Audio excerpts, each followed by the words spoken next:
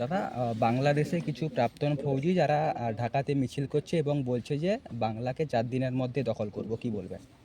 বাংলাদেশে আবার ফৌজি আছে নাকি? তারা কোনোদিন লড়াই করেছে? কোনোদিন বাংলাদেশের ফৌজ আছে কেউ জানে? তারা কোনো যুদ্ধই করলো না, তারা ভারতকে দখল করে নেবে? যাদেরকে আমরা বাঁচিয়েছিলাম খান সেনার হাত থেকে, কমপক্ষে কৃতজ্ঞতা থাকা উচিত তাদের।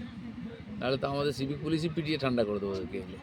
কেন এইসব বড় বড় কথা বলছে? ভিখারির দেশ, তারা জানে না কোথার থেকে কী হয়, খেতে বা কাল কী খাবে ঠিক নেই, তারা ভারতের বিরুদ্ধে যুদ্ধ করছে। ইউনূস সরকার এর আমলে যেভাবে হিন্দু বিরোধী স্লোগান এবং হিন্দুদের যে মন্দির ভাঙার মানে চেষ্টা করছে, ভারত সরকার তাতে কি পদক্ষেপ নেবে? ভারত সরকারের সেক্রেটারি গেছেন, ওখানে কথাবার্তা চলছে এটা বন্ধ করার জন্য। আমরা সারা দেশ থেকে এর প্রতিবাদ করছি। ওখানে কোনো সরকারই নেই, কে বন্ধ করবে? এই গুন্ডারা, উগ্রপন্থীরা দাপিয়ে বেড়াচ্ছে, তারা এটাই করবে। ইউনূস নোবেল পুরস্কার পেয়েছিল অর্থনীতিতে, কিন্তু খবর ইউনূসের আমলে দ্রব্যমূল্যের অস্বাভাবিক মূল্যবৃদ্ধি। কোথাও কি মনে করছেন এই নোবেল পুরস্কার দেওয়াই ক্ষতিকর হয়েছে? লোকটা চোর, জেল খেটেছে, তার কাছ থেকে কী আশা করা যাবে? দুর্নীতিগ্রস্ত একটা লোক, সে কী করে দেশ চালায়? তার কোনোদিন কোনো অভিজ্ঞতা ছিল না প্রশাসন চালানোর, তাকে মাথায় বসিয়ে দিয়েছে সরকার। নেই আর কিছু চ্যাংড়া ছেলে, কিছু এই ধরনের দুষ্কৃতকারী, তারা দাপিয়ে বেড়াচ্ছে। দুর্ভাগ্য এটা, বাংলাদেশের ভবিষ্যৎ খুবই অন্ধকারের দিকে যাচ্ছে। এখন যদি ভারত বাংলাদেশের যুদ্ধ হয় তাহলে কি পরিস্থিতি দাঁড়াবে? বাংলাদেশ যুদ্ধ কোনোদিন হবে না, যুদ্ধ করার ক্ষমতাও নাই। আমাদের দয়ায় ওরা বেঁচে আছে। কিছু লোক চিৎকার করছে, ওরা জানে দুদিনের মধ্যে ভারত ওকে নাস্তা বানিয়ে দেবে। তো কিছু লোক চিৎকার করে, এরকম পাকিস্তানেও কিছু লোক আছে আইতা, সেখানেও ভিখারি হয়ে গেছে, এরাও ভিখারি হয়ে যাবে। চলো, ঠিক আছে। কোমরে লেগেছে। চিকিৎসা করা হয়েছে, তবু তো ঠিক হয়নি।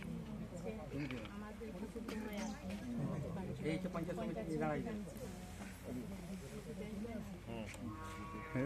সামনে এক্সাম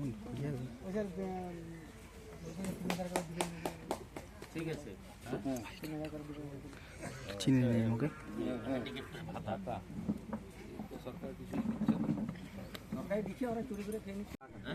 জেনারেল কাছে কটা করে সেইগুলো মাতব্বরি ফেলার সমস্ত বাড়ি তারাই দিবে।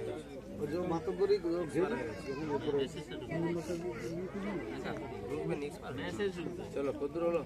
সে জানিয়ে আমার কথা শেষ করছি। নমস্কার, বন্দে মাতরম, ভারত মাতা কি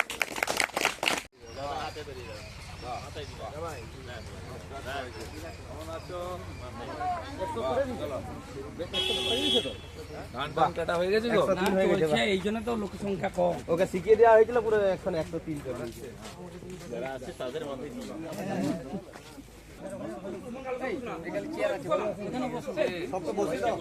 আচ্ছা, যাদের ফোনগুলো করতে থাকো বাবু, বেশি করে না।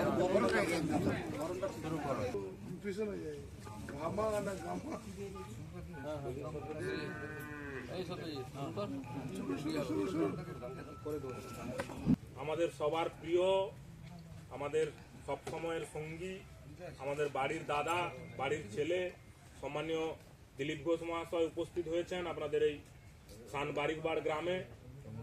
মহাশয়, জেলার সাধারণ সম্পাদক, সম্মানীয় জেলার সাধারণ সম্পাদক সম্মানীয় সুমিত দা রয়েছেন, সুমিত মণ্ডল মহাশয়, আমাদের লোকসভার কনভেনার মাননীয় দেবগোপাল বেরা মহাশয় রয়েছেন, এসসি মোর্চার সভাপতি মাননীয় বিশ্বনাথ দোলাই রয়েছেন, আমাদের জেলার সম্পাদক খুব উদ্যোগ নিয়ে করছেন, চাষের কাজে নিজেই কাজ করতে যান, লোকের মাঠে কাজ বন্ধ রেখে করছেন। তো এবং আপনারা যারা রয়েছেন সবাইকে নমস্কার। আজকে আপনারা জানেন আমাদের এই কার্যক্রমে এসেছেন সদস্য সংগ্রহ অভিযানে। তো আমি আমাদের জেলার সভাপতি সম্মানীয় সুদামদাকে কিছু বলার জন্য আমরা এখানে উপস্থিত হয়েছি। সম্মানীয় যারা এখানে আপনারা এসেছেন, আপনাদের প্রত্যেকেই শ্রদ্ধা শুভেচ্ছা।